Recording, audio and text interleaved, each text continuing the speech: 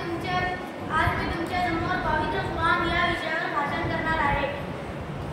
माझ्या मित्रांनो, कुराण ईश्वराची खरी